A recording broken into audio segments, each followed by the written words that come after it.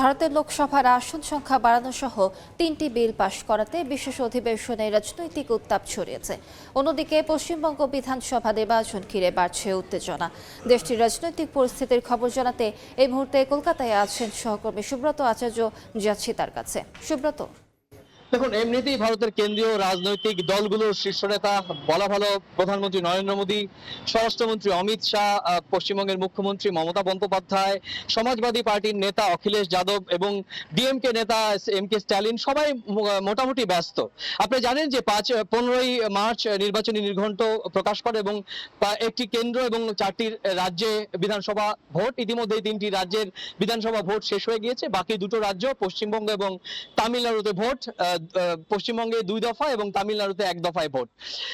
এরই মধ্যে আপনি জানেন যে ভারতে 140 কোটি মানুষ, 140 কোটি মানুষের মধ্যে প্রায় অর্ধেকই কিন্তু নারী সমাজ, মহিলা।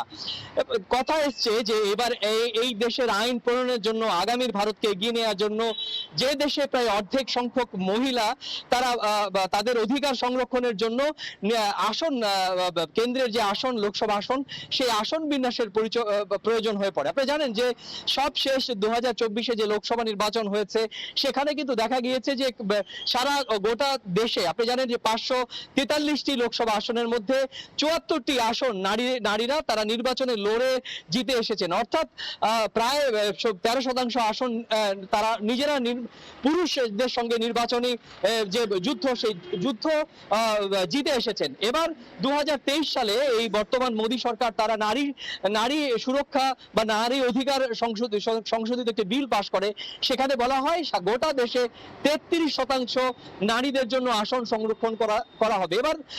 এবার আসি, 33% আসন করতে গেলে লোকসভার আসন পুনর্বিন্যাস করা প্রয়োজন হয়। আপনি জানেন যে লোকসভা আসন এই মুহূর্তে 543টি আসন রয়েছে।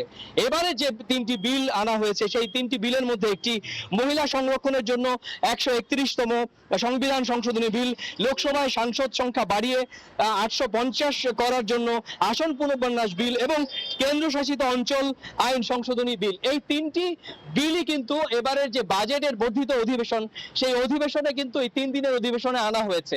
আপনি জানেন যে অধিবেশন কিন্তু আজকে সকালে শুরু হয় এবং অধিবেশনে প্রথমেই দেশের স্বরাষ্ট্রমন্ত্রী অমিত শাহ বিলটি উত্থাপন করেন এবং তারপর তীব্র তোপের মুখে পড়েন সমাজবাদী পার্টির নেতা অখিলেশ যাদব, আমাদের রাজ্যের সাংসদ এবং তৃণমূল কংগ্রেসের সাংসদ ডক্টর কাকলি ঘোষ দস্তিদার। তিনিও কিন্তু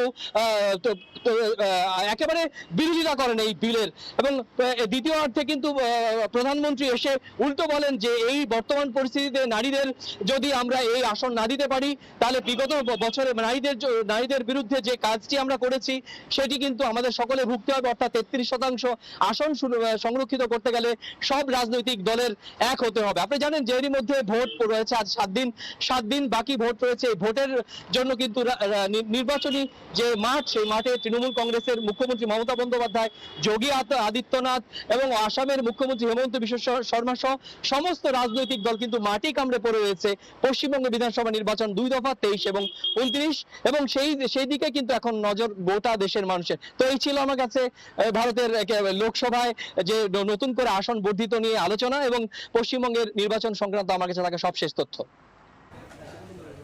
কলকাতা থেকে যুক্ত হয়েছিলেন সুব্রত আচার্য।